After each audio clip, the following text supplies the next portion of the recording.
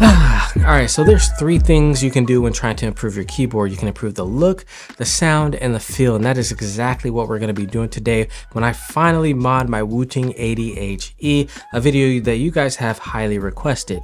Now, before we get into the mods, I want to take a look at where we're at to see where we're going to land. So I'm going to drop a sound test of the original Wooting 80HE before any mods. It's all stock.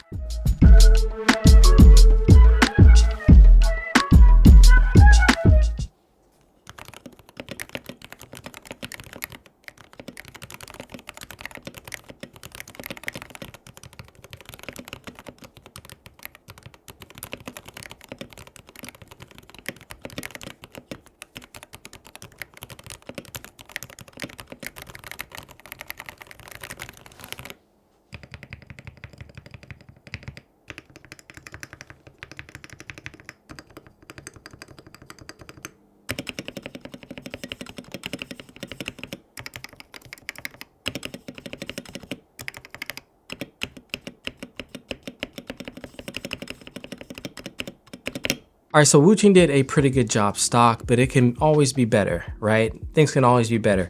The stabilizers are pretty good for stock, but a little inconsistent, especially on that space bar. The switches, while good, could use a touch of lube on them to smooth them out. And I'm noticing a little bit of hollowness with the keyboard. So we're gonna take a look at this zinc alloy case and see what we can do to it as well. So guys, if you're interested in all that, stick around, lock in, and let's get to work.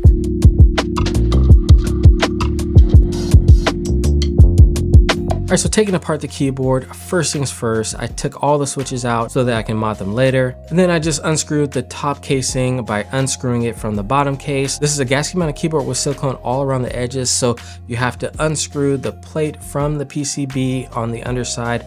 It's got this cool little diagram of what everything is on the underside of the PCB, which is pretty nice. It's cool, but we're gonna be replacing this later on. You need to remove this so you can get access to the stabilizers and unscrew them. These stabilizers aren't horrible that they've added in here, but we want the best of the best, and the ones that I decided to use are the Stabies 2.1. These are the clear version. Again, I have them linked down below.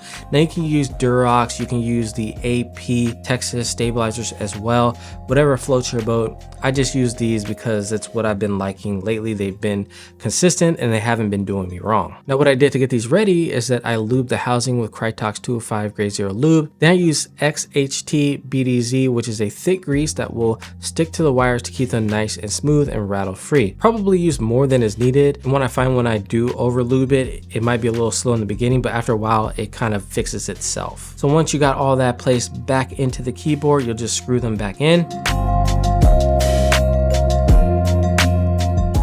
So next I wanted to mod the switches. Now there's a bunch of different options when it comes to Hall effect switches on the market currently. And I had a lot of choices. You know, Gateron, they sent me their Jade Maxes and Jade Pros. And I tried them out. I tried the Maxes, and they have an issue where the polycarbonate on polycarbonate stem just kind of like sticks to the sides and it rubs, and it's not a pleasant experience unless you're going straight down. So those were out. They felt smooth and great when you press straight down, but yeah, didn't work. Then I went to the Pros and I lubed one set, and then I also lubed the Lecker switches, and I tried them side by side. And what I came up with was that the Jade Pros, they're a little higher pitched, you know, the Jade switches are, whereas the Lecker V2s are actually pretty thocky.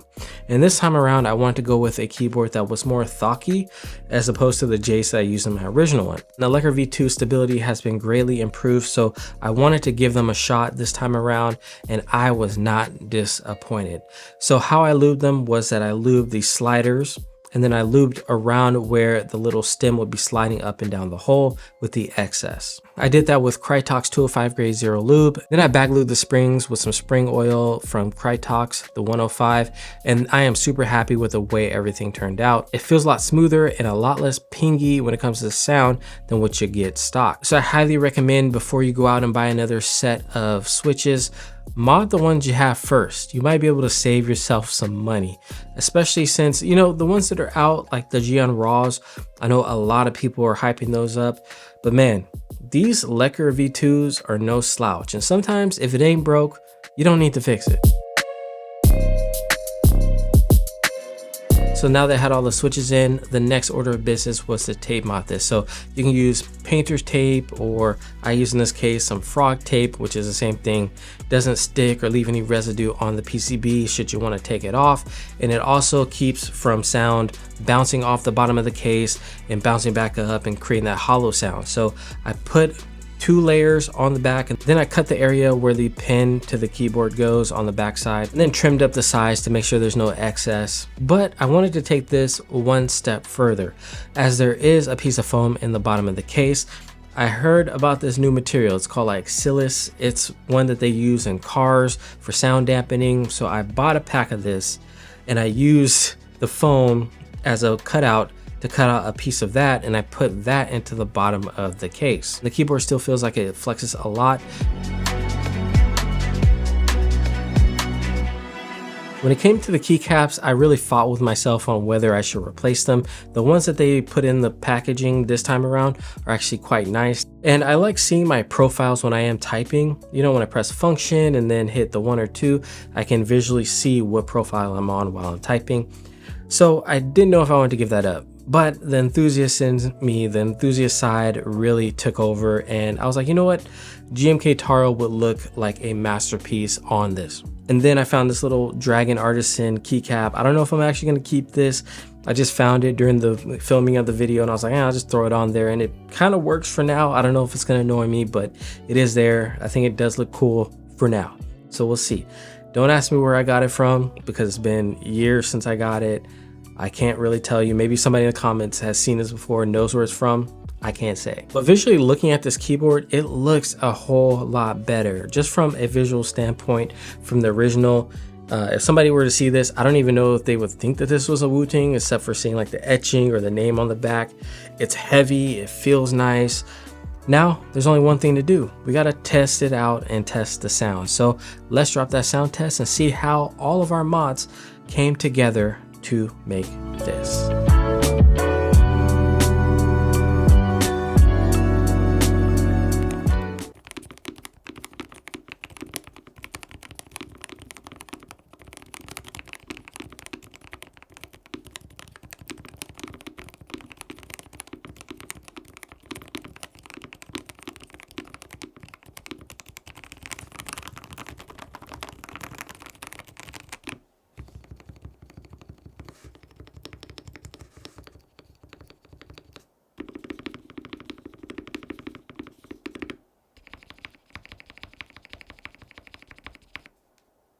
Oh yeah. It's been a while.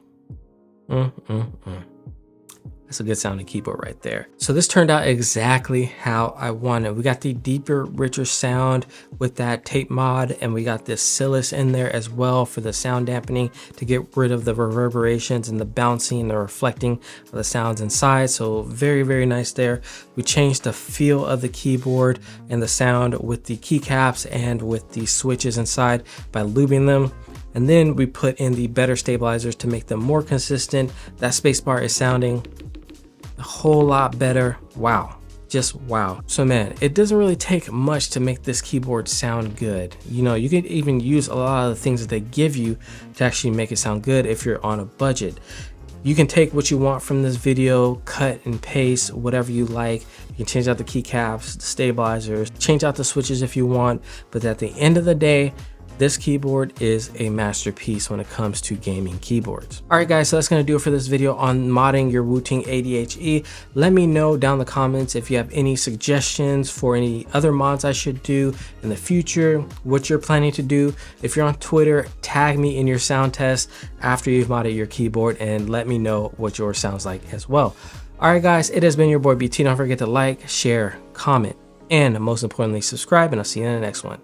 Peace.